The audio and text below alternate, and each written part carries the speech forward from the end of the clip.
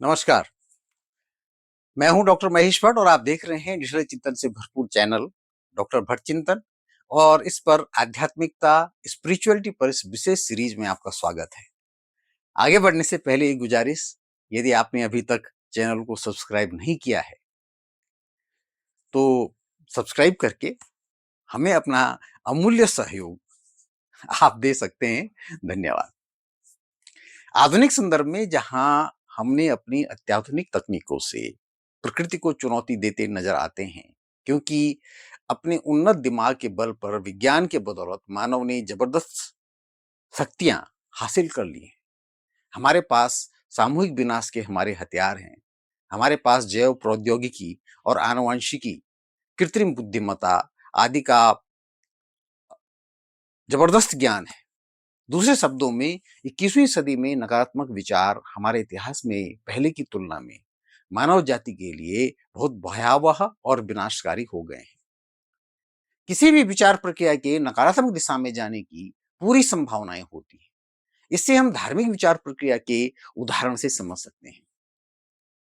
हम जानते हैं कि कोई भगवान या विश्वास प्रणाली धर्मों की विचार प्रक्रियाओं में उसकी धुरी को बनाती है।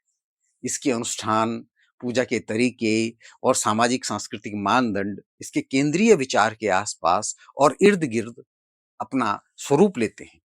यद्यपि मानवता और मानवीय मूल्यों की अवधारणाएं हमेशा धार्मिक विचार प्रक्रियाओं का आधार बनाती हैं, पर इसके ये महत्वपूर्ण घटक उन्हें एक विशिष्ट पहचान देने और उन्हें अद्वितीय बनाने के लिए जरूरी होते हैं।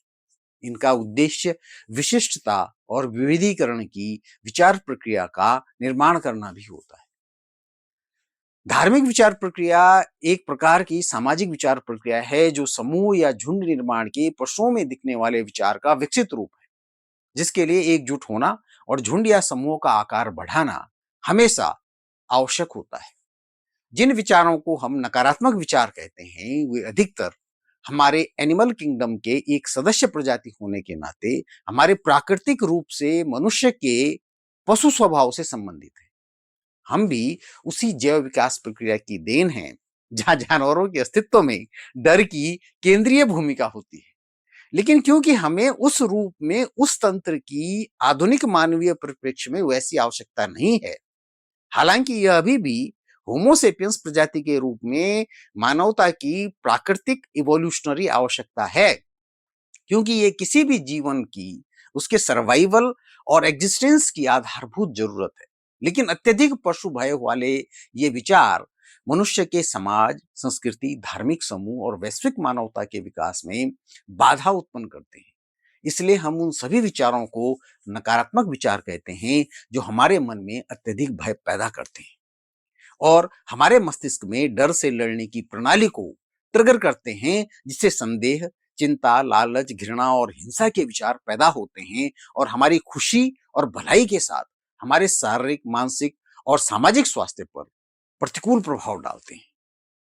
मानव विचार प्रक्रियाओं के अपने बुद्धिमान आयामों में विकास के साथ हमारे नकारात्मक विचार भी सामूहिक मानव जाति के स्तर पर मानवता की सकारात्मक सोच और मानवीय मूल्यों को नुकसान पहुंचाने की क्षमता में लगातार विकसित हो रहे हैं, क्योंकि ये सभी मानवीय सोच और विचारों के मकड़ जालों में एक दूसरे से जुड़े हुए हैं।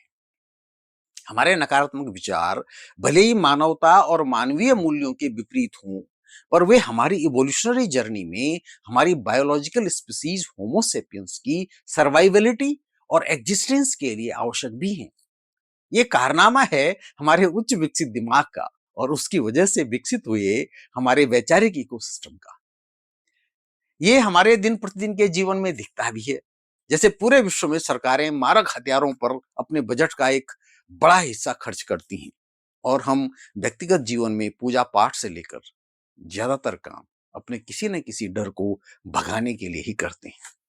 यही कारण है कि हमारे ज्यादातर विचारों, जिनको हम नकारात्मक कहते हैं, उनके मूल में कोई ना कोई वेस्टेड इंटरेस्ट या कोई स्वार्थ होता है, चाहे वो एक व्यक्ति के स्तर पर हो या फिर किसी समूह, धर्म या राष्ट्र के स्तर पर। ये वेस्टेड इंटरेस्ट धार्मिक, सामाजिक, राजनीतिक, आर्थिक या व्यावसायिक कुछ भी हो सकता है। जैसे धार्मिक विचारों के मूल में अपने धर्मों को बढ़ाने का विचार बहुत बार इतिहास में खून करावे का कारण बना है। इसी प्रकार राष्ट्रों की अवधारणा में भी सीमाओं का विस्तार एक वैचारिक स्तर पर हमेशा से रहा है। राजनीतिक दलों में भी यही विस्तारवादी सोच दिखती है और बिजनेस में भी। ये सब विचार लालच को बढ़ाते हैं और लालच सब प्रकार की नकारात्मकताओं की जननी है। अब क्योंकि मानवीय सभ्यताओं के लिए ये सभी विचार जरूरी हैं, लेकिन उनके बीच में एक संतुलन की प्रबल आवश्यकता को आध्यात्मिकता या स्पिरिचुअलिटी के वैचारिक कंट्रोल के माध्यम से पूरा किया जाता है। आज के इस वीडियो में इतना ही। आध्यात्मिकता पर हमारी ये विशेष सीरीज जारी है। अगले वीडियो में जानेंगे कि किस प्रकार से आध्यात्मिकता को विभिन्न कारणों से एक्सप्लॉइट किया जाता है और किस प्रकार से ये हमारी हेल्थ, हैप्पीनेस और वेलबींग के लिए परेशानियां खड़ी करता है। जाते जाते आपसे गुजारिश है कि यदि आपने चैनल को सब्सक्राइब नहीं किया है तो सब्सक्राइब करके बेल आइकन पर क्लिक करके हमें अपना सहयोग आप दे सकते हैं। धन्यवाद। नमस्कार।